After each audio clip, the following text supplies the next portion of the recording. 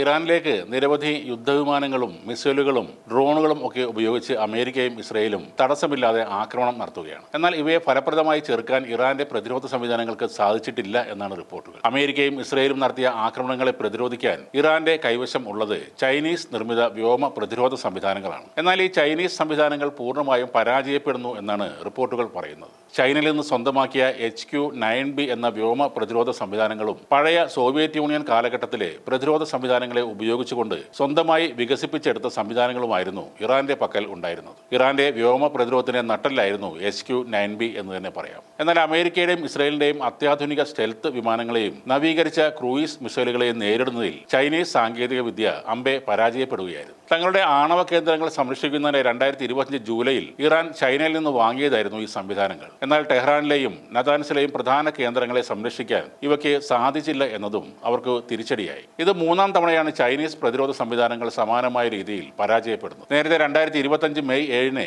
പഹൽഗാം ഭീകരാക്രമണത്തിന് മറുപടിയായി ഇന്ത്യ നടത്തിയ ഓപ്പറേഷൻ സിന്ദൂറിൽ ചൈനീസ് ആയുധങ്ങളുടെ പോരായ്മകൾ ലോകത്തിന് മുന്നിൽ വ്യക്തമായിരുന്നു. ചൈനീസ് ആയുധങ്ങളുമായി പാകിസ്ഥാൻ കാഴ്ചക്കാരെ പോലെ നിൽക്കുന്നതായാണ് അന്ന് ലോകം കണ്ടത്. ഇന്ത്യയുടെ പ്രത്യാക്രമണങ്ങൾ കണ്ടെത്താൻ പാകിസ്ഥാൻ വിന്യസിച്ചിരുന്ന ചൈനീസ് നിർമ്മിത റഡാറുകൾക്ക് സാധിച്ചിരുന്നില്ല. വെറും 10 മീറ്റർ ഉയരത്തിൽ പറന്ന ഇന്ത്യൻ ബ്രഹ്മോസ് മിസൈലുകളെ തടയുന്നതിൽ പാകിസ്ഥാന്റെ കയ്യിലുണ്ടായിരുന്ന HQ-9B മിസൈൽ പ്രതിരോധ സംവിധാനങ്ങളും പരാജയപ്പെടുകയായിരുന്നു. കൂടാതെ പാകിസ്ഥാൻ തൊടുത്തുവിട്ട ചൈനീസ് മിസൈലുകൾ ലക്ഷ്യം കാണാതെ തകർന്നു വീഴുകയും ചെയ്തത് വലിയ നാണക്കേടായി മാറുകയും ചെയ്തിരുന്നു. 2026 ജനുവരിയിൽ അമേരിക്ക നടത്തിയ ഓപ്പറേഷൻ അബ്സല്യൂട്ട് റിസോൾവ് എന്ന നീക്കത്തിൽ വെനിസ്വേലയുടെ ചൈനീസ് നിർമ്മിത റഡാറുകൾ നോക്കുകുത്തികളായി നിന്നു. അമേരിക്കൻ വിമാനങ്ങളെ കണ്ടെത്താനോ പ്രതിരോധിക്കാനോ ഈ ചൈനീസ് സംവിധാനങ്ങൾക്ക് സാധിച്ചിരുന്നില്ല. വെനസ്വേലയിൽ കടന്നുകയറിയ അമേരിക്കൻ സൈന്യം വളരെ കൂളായി തന്നെ പ്രസിഡന്റ് നിക്കോളാസ് മഡൂറോയെ അവിടെ നിന്നും തട്ടിക്കൊണ്ടു പോവുകയും ചെയ്തു. ഇപ്പോൾ അതിന് പിന്നാലെയാണ് ഇറാനിലെ ആക്രമണത്തിലും ചൈനീസ് ടെക്നോളജികൾ പരാജയപ്പെടുന്നത്. ചൈനീസ് മിസൈലുകളുടെ സോഫ്റ്റ്വെയറിലും എഞ്ചിനുകളിലും വലിയ തകരാറുകൾ കണ്ടെത്തിയിട്ടുമുണ്ട്. ഇതാണ് ഇവ